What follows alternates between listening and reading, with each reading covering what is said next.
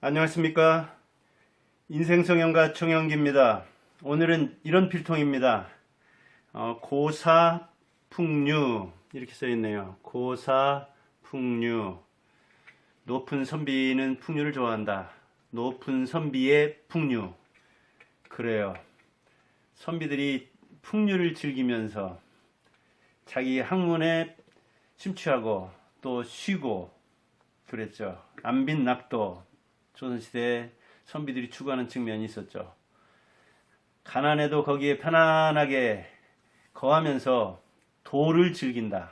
즐기는 게 얼마나 좋습니까? 즐기는 게 좋아하는 것보다 억지로 하는 것보다 훨씬 좋잖아요. 그래서 공부를 즐기는 사람은 공부를 잘하고 일을 즐기면 일을 잘하게 되는 것이죠. 오늘은 좀 묵직한 이야기를 하려고 합니다. 현실을 똑바로 알려면 어떻게 해야 되는가? 우리가 현실을 똑바로 알려면 사실을 알아야 됩니다. 근데 그 현실이라는 것은 이게 움직이는 것이고 살아 움직이는 것은 바뀜으로 계속해서 바뀜으로 우리가 공부를 계속해도 알기가 어려운 측면이 있죠. 우리는 지금 대입 제도 그 변화에 대한 이야기를 하고 있죠. 수시를 줄이고 정시를 늘리자 이제 이런 이야기가 정부에서 나오고 있는데 거기에 따라 찬반이 엇갈리고 있는데 제가 공교육, 사교육 넘나들었고 학원 한 15년 그리고 대학, 중학교, 고등학교 대학생에서부터 중학생까지 가르친 측면도 있고 시골에서 도시에서 그리고 이제 자녀들은 지방 떠나서 또 서울에도 있고 한 사람들 이제 교직에 있고 교육에 종사한 셈입니다. 그런데 교육에 대해서 이야기하려고 하면 참 사실은 답답합니다.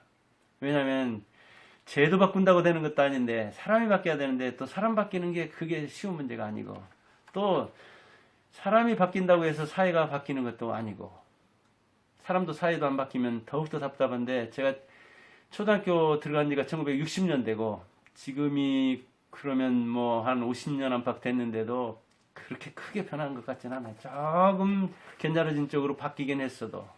그래서 이제 입시제도를 이렇게 놓고 이야기를 하는데 우리가 정치, 경제 이런 것도 현실을 알려면 공부를 많이 해야 되겠지만 교육에 대해서도 사실은 공부를 많이 해야 합니다. 그런데 우리는 그렇지 않으면서도 다 교육 전문가로서 전부 다 스승 노릇하려고 합니다. 자녀는 자기가 이제 생사 여탈권을 쥐고 있다 보니까 선생 노릇을 하려고 하고 또 자녀가 이제 그 공부할 때는 학교에 대해서 아니까 더군다나 자기가 학교를 쭉 다녀봤잖아요. 요즘 30대, 40대 같으면 대학 나온 사람이 많잖아요.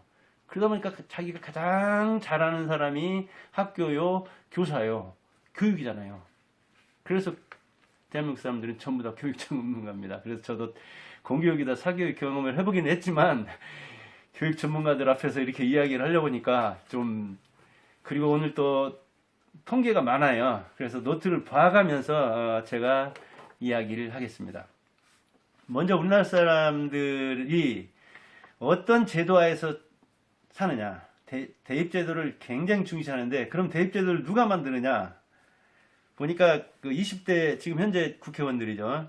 국회의원 300명 중에 서울대, 고대, 연대 출신이 140명입니다. 출발기에 그랬으니까 지금도 비슷하겠죠. 국회의원 절반이 서울대, 고대, 연대 이른바 스카이 출신이라고 해요. 그리고 교육부 고위 관료도 역시 서울대, 고대, 연대 출신이 많습니다. 한때는 이제 그 영남 쪽에서 정권을 많이 잡았기 때문에 진주 마피아 그렇게 얘기를 했죠. 교육부 관료 중에 진주 출신이 그만큼 많았었다는 얘기입니다. 그 중에서도 서울대 출신들.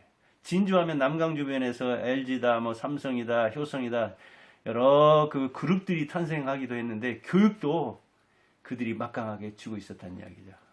영남이니 호남이니 그런 거 따지고 싶어서 하는 이야기가 아니라 그런 말이 있었다는 이야기입니다. 교육관료도 근데 그렇게 정치권과 더불어서 교육제도를 만드는데 깊이 관여한 사람들이죠. 그 다음에 또 서울대 교수들 빼놓을 수 없죠. 근데 서울대 교수들이 서울대에 8할 정도를 점유하고 있습니다. 그리고 서울대 출신들은 우리나라의 대학이 4년제 한 200여 개, 전문대 150여 개, 전부 다 350여 개인데 교수 10만 중에 최고로 많은 게 서울대 출신들입니다. 옛날 이야기이긴 한데 이런 책이 있습니다. 대학 교수시장 20년 전에 이렇게 연구해 놓은 건데, 그때 서울대 출신들이 우리나라 교육시장, 교수시장에 한 25% 안팎 차지했다고 합니다. 20년 지났어도 지금도 아마 비슷할 겁니다. 이 사람들이 우리나라 교육제도를 수립하는데 관여합니다. 그리고 교육제도를 만든 사람들이 역시 운영할 때도 깊이 관여합니다. 따라서 우리나라는 어찌 보면 서울대, 연대, 고대들이 교육제도를 마련하고 운영했으며, 그들은 가재는 개편이라고 팔은 안으로 굽는다고 자기들에게 유리한 제도를 만들어 놓은 측면이 있습니다. 그런데 이들은 수시를 선호합니다. 그리고 수시가 지금은 77% 정도 되는데, 그 중에서도 뭐 이런 학생부 종합평가 있죠. 학종이라고 하죠. 그 제도의 빌미는, 그 제도의 시작은 노무현 정권 때 시작했습니다. 이른바 뭐 입학사정관제 그랬었죠. 근데 이게 서양에서 이제 그 유대인 뭐 그다음에 국내인 다른 외국인 이렇게 미국으로 유학을 왔고 또는 이민을 왔고, 그런데 유대인 점유율이 이제 높을 때, 이럴 때 저럴 때 그 쓰는 제도입니다. 그리고 그것은 신뢰가 전제돼야 됩니다. 신뢰가. 근데 우리나라는 사실은 미국 제도 그대로 들여온다고 해가지고 우리나라에 그대로 토착화 되지 않습니다. 근데 노무현 정권 때 그 이념을 떠나서 교육에 대해서는 자기 이해가 엇갈리는 데서는 이익 불러는 쪽으로 제도를 마련해 오거든요. 물론 또 선의로 마련했을 수가 있습니다. 법학대학원도 그때 생겼죠.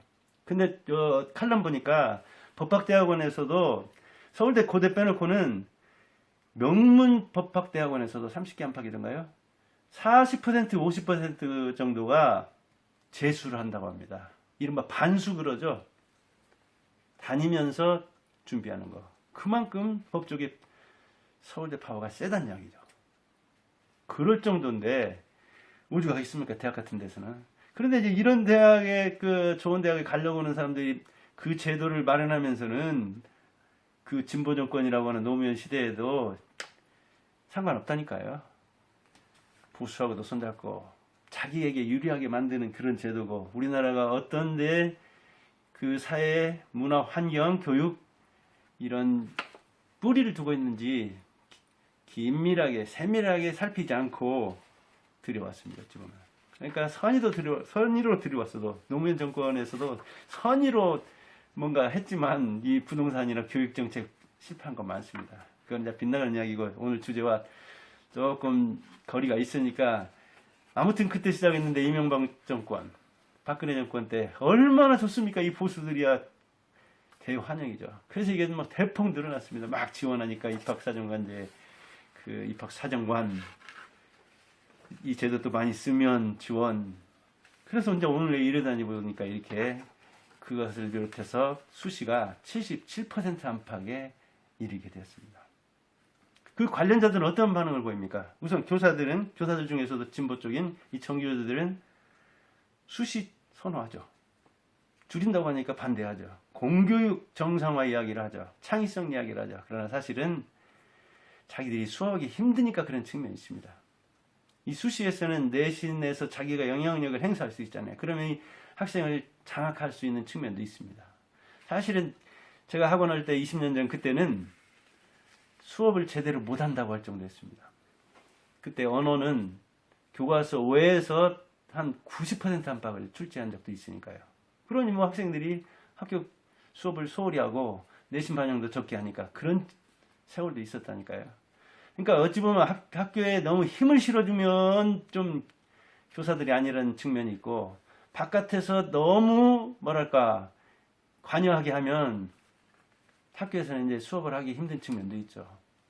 선생님들의 그 이야기에도 일리가 있지만 이념에 따라서 자기 너무나 이기적으로 그렇게 교육에 접근하면 교육의 본질을 훼손하는 측면이 있죠. 교총이나 이런 쪽에서는 찬성하는 측면도 있죠. 아무튼 교사들도 사실은 많이 만색입니다. 학생들은 정시를 되게 선호하죠. 왜냐하면 공정하고, 그 다음에 수시와 정시를 이렇게 반반 놓으면 수시에서 실패한 다음에 정시를 또 노릴 수 있으니까요. 이른바 패자부활이 가능하죠. 근데 지금처럼 수시를 늘려놓는다 하더라도 사실은 수시는 좋은 그 성적 가진 사람들에게, 좋은 부모 있는 사람한테 두 번의 기회를 주는 셈이 됩니다. 그들에게. 지금처럼 수시를 많이 놓으면 얼마나 이 수시 6번이나 응시하니까 안전하고 그리고 틈새가 많습니까? 또 조국이나 이 정유라 사태에서 보듯이 사실은 문제 있는 구석이 매우 많거든요. 그래서 학생들은 또 학부모들도 마찬가지입니다. 그리고 교사에게 압박을 너무 받을 때 그 압박을 자기 그 교사나 학교를 선택할 수 없는 이 학생들이 조금 피할 수 있는 측면이, 숨 쉴 수 있는 측면이 제가 볼 때는 정시이기도 합니다. 물론 이제 정시는 그 폐단도 있죠. 한 번 본다든가 아니면 이제 정시를 너무 강화하면은 학교 수업이 힘들어진다든가 그런 측면이 있지만 양면성이 있다는 이야기입니다. 작년에 국가 그 교육회의 공론화위원회에서 대입제도 이렇게 4가지를 건의했잖아요. 그 중에 1등이 정시를 늘리라 이거죠. 45% 이상으로. 무려 52.5%예요. 그러니까 절반 넘는 사람이 4가지 안 중에 그 1번을 그걸로 선택했다는 이야기는, 정시를 45% 이상 늘리라고 했다는 이야기는 그게 민심입니다. 물론 교육제도를 민심대로 끌어갈 수는 없습니다. 민심에 반해서 미래를 보면서 가야죠. 창의성 좋죠. 공교육 정상화 좋죠. 교권 좋죠. 그러나 왜 원전에서는 그렇게 여론을 중시하더니 이 교육 같은 데서는 그렇게 중시하지 않습니까? 이념을 떠나서 진보든 보수든 지금 제도 좋으니까 이대로 영원히 외치는 겁니다. 냉정하게 생각해 볼 때 그렇다는 얘기입니다. 현실을 직시해야 됩니다. 현실을 알고. 이렇게 우리가 나를 알고 현실을 알 때 어찌 보면 선거도 제대로 할 수 있는 것이고 자녀 교육도 제대로 할 수 있는 것이고 그리고 자기 정체성도 가질 수 있는 것이죠. 그만큼 자존감이 남게 되는 거죠. 근데 이게 여론인데도 채택을 않고 지금까지 이제 오다가는 뭐 이제 여론이 뭐 악화되고 내년 선거 그 국회의원 선거 6개월도 이제 안 남고 그런데 이게 불안하니까 이제 여론 반영한다고 하면서 뭐 40% 이상 이렇게 이야기를 하는데 지금 보면은 그 뭐야 서울대나 이 연고대 내년 그 반영률이 21학년대이네요. 21학년도. 고려대는 뭐 19.7%, 연세대는 35.6%, 그리고 서울대는 23.2%. 이렇게 21학년도면 내년이죠. 이제 내년 학년도인데 35% 넘는 연세대가 있고 20%도 안 되는 고려대가 있네요. 이렇게 지금 돼 있습니다. 근데 사교육 종사자들은 또 다른 생각 같죠. 이제 부모들은 이렇고 또 부모 중에서도 또 뭐 학부모 회의가 뭐 많죠. 뭐 무슨 뭐 부모회 무슨 엄마 아주 많은데 이제 거기도 또 엇갈리는 측면이 있지만 작년에 그 공론회 위원회에서는 이런 여론조사가 나왔다 그 얘기입니다. 사교육 종사자들은 저도 이제 사교육에도 있었지만 금방 적응합니다. 제가 사교육 하면서 논술 수능 마친 다음에도 논술 그 평가 기준이나 점수나 이런 게 바뀌는 것도 봤습니다. 대학에서도 바뀌는 측면이 있지만 또 교육부에서 막 압박을 하면은 대학이 알아서 설설 기는 측면도 있고 그랬습니다. 그래도 바꿨습니다. 내년 바뀐다고가 아니라 내일 바뀐다고 오늘 저녁에 바꿨습니다. 사교육이 그렇게 선택과 집중과 책임과 이 유연성 이런 것 때문에 강한 측면이 있습니다. 제가 공서교육 같이 있어서 왜 사교육이 강한가 이야기하자면 그 선택 능력, 적응 능력 그게 매우 뛰어납니다. 왜? 그게 삶의 논리니까요. 생존 논리가 그것이니까요. 그래서 사교육 종사자들은 이제 내용에 따라 이해가 엇갈리겠지만 아마 제도 변화에 적응하면 살아남을 것이고 적응하지 못하면 살아남지 못할 것입니다. 지금처럼 내신 위주로 이제 하다가 아마 정시가 이제 온다고 하면 뭐 정시 본 다음에 이제 수능이든 뭐 논술이든 아무튼 그 전형 방법에 따라서 또 바로 바뀔 것입니다. 그런데 우리나라 교육제도에서 아주 웃기는 게 사교육을 없애려고 교육 목표를 세우는 교육의 본질이 뭡니까? 아주 고전적으로는 교육은 바람직한 사람을 길러낸다고 하죠. 21세기형 인간을 길러내야 되지. 사교육 없애는 데다 초점을 맞추고 대입제도 바꾸는데 교육 목표를 두고 이게 뭡니까 정말. 제가 참 62살이나 먹고 제가 교육에 마이간 30년 안팎 집 간접적으로 그 다음에 자녀들 이렇게 30 안팎되고 한 사람도 30년 넘게 공교육에 있고 그랬지만 참 우리나라 교육 제도를 근본적으로 바꾸고 사람도 바꿔야 되는데 그걸 못했거든요. 근데 사교육은 이제 시장 논리 따르다 보니까 그게 너무 뛰어나죠, 어찌 보면.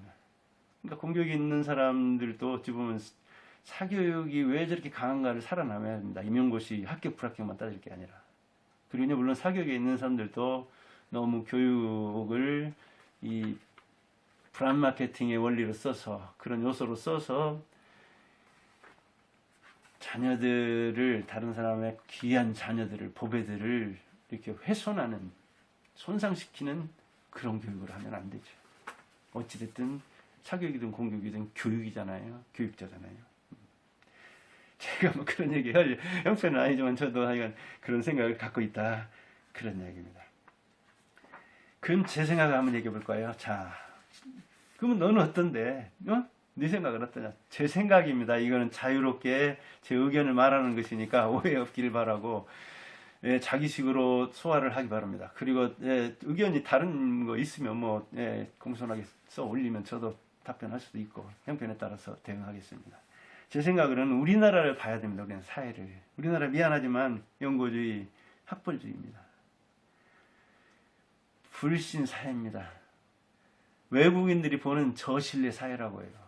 어쩔 수 없어요. 공공기관 평가에 따라 다르지만 경제는 10이지만 공공기관이나 국가나 이 사회의 신뢰도는 대개 50이 안팎입니다. 경제에 어림도 없습니다. 기업인들 존중해야 됩니다. 정치인들 정신 차려야 됩니다. 관료들도 마찬가지예요. 바깥에서 평가하는 것이 그렇습니다. 그리고 돈과 자녀 숭배합니다. 목적제일주의입니다. 그래서 이번 논문 공저자 쓴 교수들 조사해 보면 아마 몇백 명 나올 겁니다. 몇천 명 나올 겁니다. 교수 10만 명이죠. 어쩌다가 빙산의 일각이 발견되지만 제가 교수 하려다 아는 사람이기 때문에 못된 사람이기 때문에 제가 대학 15년 다닌 사람 아닙니까? 박사과정까지 다니면서 여기 논문 나오죠. 제가 쓴 논문인데 이 시조시가론이라는 걸 옛날에 썼습니다. 몇십 년에 썼으니까 이게 이제 유효기간 지났습니다. 이런 게 논문집입니다.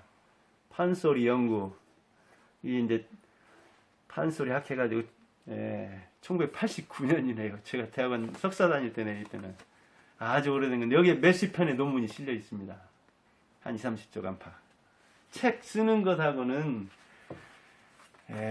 근데 이런 논문 쓰면서도 잔문 책을 그러는데, 제가 볼 때는 잔문이 논문보다 훨씬 더 효용이 큰 측면도 있습니다. 전북대 강준만 교수도 그런 얘기를 했죠. 사실은 쓰기도 어렵습니다. 한번 논문 쓰기 어려운가 한번 교수들 이 방송 듣는다면, 교사 중에서도 석사, 박사 해봤다면 논문 쓰는 게 어려운가, 이런 잔문 책 쓰는 게 어려운가 한번 써보세요. 제가 더 이상 말을 않겠습니다.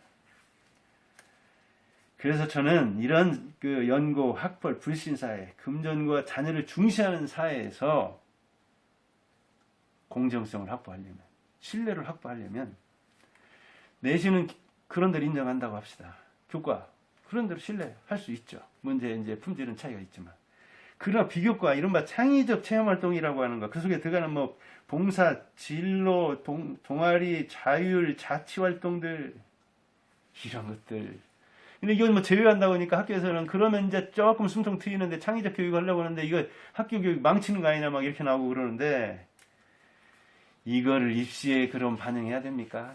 이거 입시에 반영할 때는 조심스러워도 너무 조심스럽습니다. 우리나라에서는. 교사든 교수든 신뢰 확보가 돼야 되는데 그럴 수 있느냐 그런 이야기죠. 수시가 그리고 과다합니다. 70% 아무리 생각해도 너무 많습니다.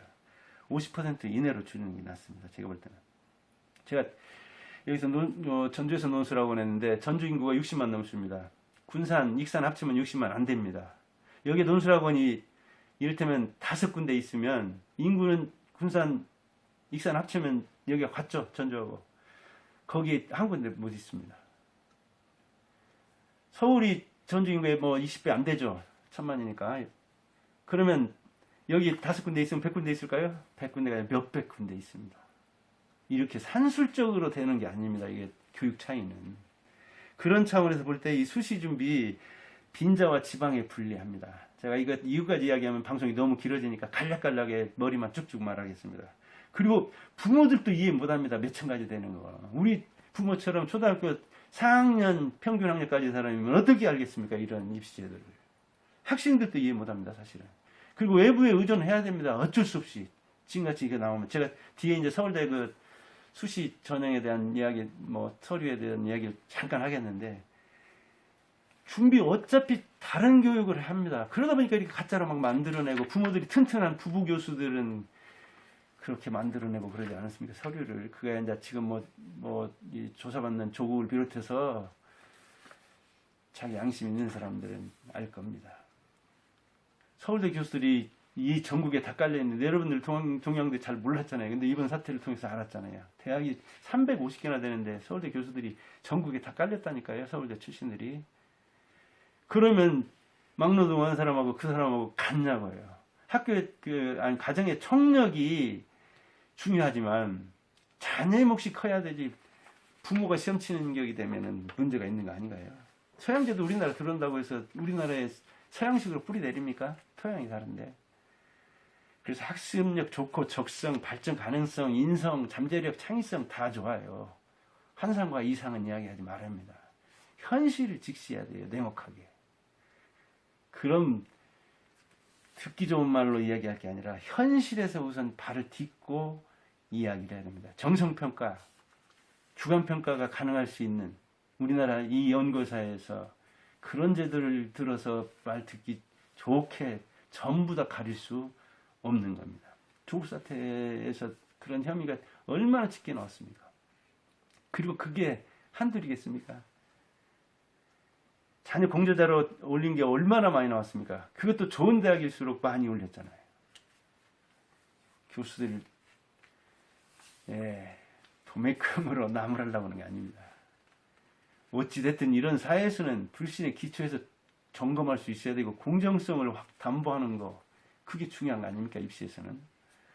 저희 2020학년도 서울대 입시 전형을 보니까 이렇게 됐네요. 공동 서류로서 자기소개서, 추천서, 기타 서류. 기타 서류는 원본 및 발급기관 원본 대조를 필요한 것. 이렇게 했네요. 제가 자기소개서 여기 지금 옛날에 학원 다닐 때 쓴 여기다 있고 그러는데 거기 이제 몇 가지를 묻습니다. 너무 길어지니까 생략하고요. 그리고 전형은 1단계에서는 서류평가를 해서 2배수를 뽑는다. 지금 수시 이야기하는 겁니다. 학종. 2단계에서는 1단계 성적 플러스 면접 및 구술 점수 그러네요. 그러니까 제로 베이스는 1단계 걸 없애버리고 2단계 걸로만 하는 건데 여기서는 1단계 성적 더하기 그렇게 되어 있습니다. 그러니까 필독사항이라고 해서 뒤에 붙여놨는데 보니까 이러이러한 사람은 입학 및 합격을 취소한다 그렇게 되어 있어요. 이번 조국 사태 많이 나온 이야기니까 그래요. 서울대에서 다루는 겁니다. 서류의 위조, 변조 및 허위 기재, 기타 부정한 방법으로 지원하여 합격 또는 입학한 자는 합격과 입학을 취소한다 그렇게 되어 있어요.